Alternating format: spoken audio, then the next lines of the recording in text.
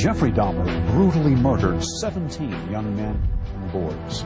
Once it happened the first time, it just seemed like it had control of my life from there on in. His killing spree lasted more than a decade, and the horror didn't stop at murder.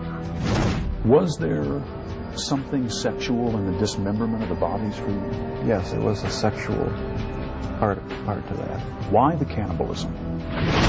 How could a seemingly normal Midwestern boy grow up to commit such terrible crimes? Dahmer's parents struggled to find the answers.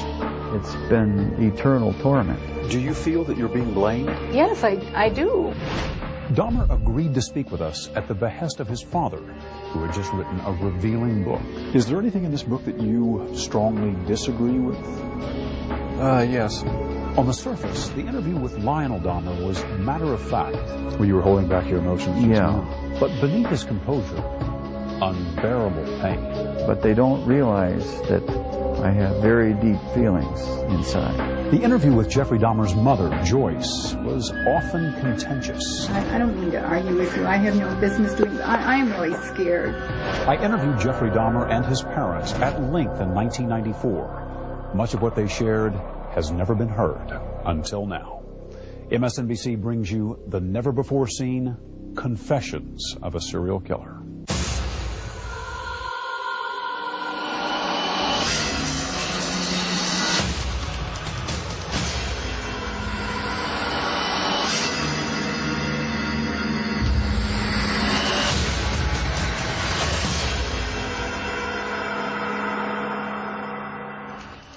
Thanks for joining us. I'm Stone Phillips. In February 1994, at the Columbia Correctional Institution in Portage, Wisconsin, I sat down with serial killer Jeffrey Dahmer for his first, and as it turned out, his last network television interview.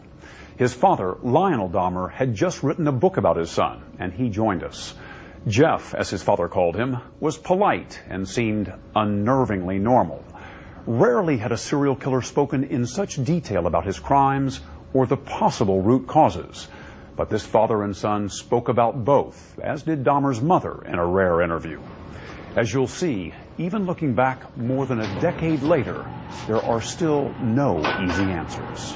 How are you? Hi, Jeff. Sherry, how are you? Yeah. Good to see you. It's good to see you. Hi, Jeff. Stone Phillips. Hi, Mr. Phillips. How are you? Jeff.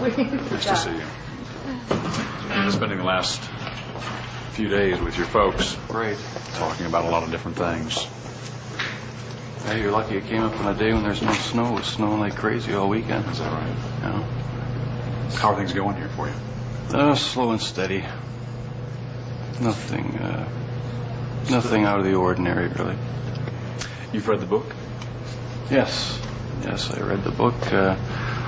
My dad sent it to me about last week, and spent all night reading it. Was up all night reading it. It was quite a surprise to me, some parts of it. Very interesting. In what sense? Just some of the things that were revealed caught me off guard, and just some very big surprises in it for me. What was it that caught you off guard? Some of his insights into what he thought of me as I was growing up. All set? Everybody ready? Okay, let's all take a deep breath.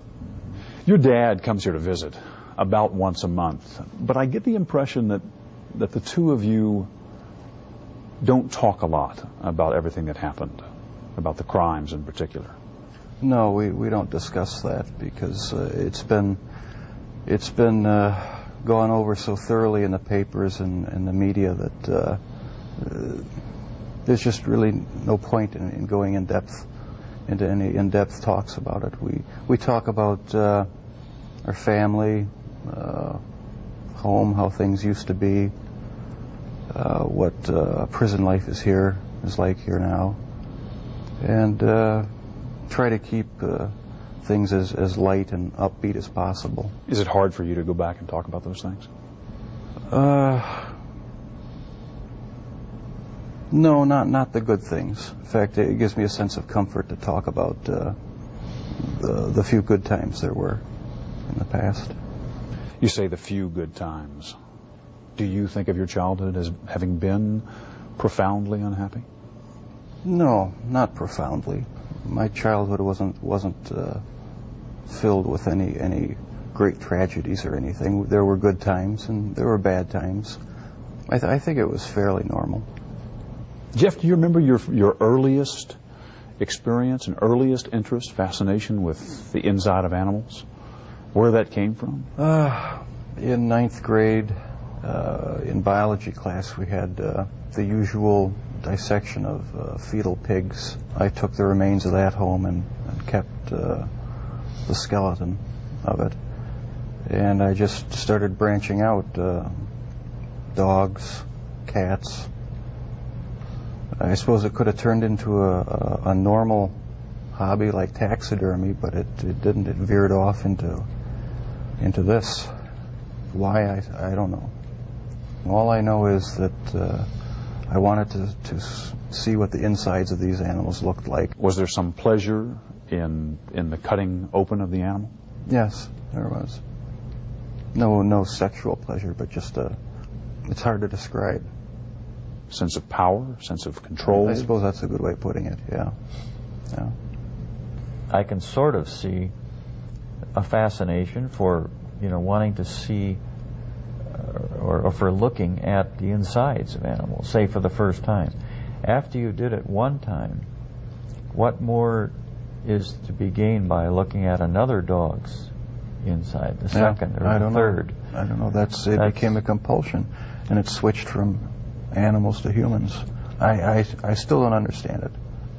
I don't know why. What would you do with the dead animals, Jeff? You would pick the carcasses up from the road and take them back into the woods. Take them back in the woods, skin them sometimes, slit them all the way open, look at the organs, feel them. There was a sort of general excitement for me. I don't know why. It was exciting to see. One of your dad's biggest questions is when you began to slip away, when you crossed over into this world of obsession or dark fantasy from which you just couldn't return. Can you pinpoint that? Is there a sense for when that really began to happen with you, Jeff? I think it was around age 14 or 15.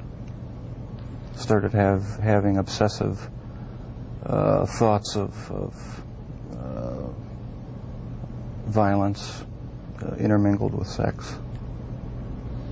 And it just got worse and worse. I didn't know how to tell anyone about it, so I didn't. I just kept it all inside. Do you have any sense for where that was coming from? No. No, I've talked with a few psychologists about it. They have their theories, but they don't have any concrete answers either. Do you have a theory? No, not really. I don't know where it came from. I probably will never know. But I never dreamed that it would become a reality. Coming up, more pointed questions for a serial killer. Why the cannibalism?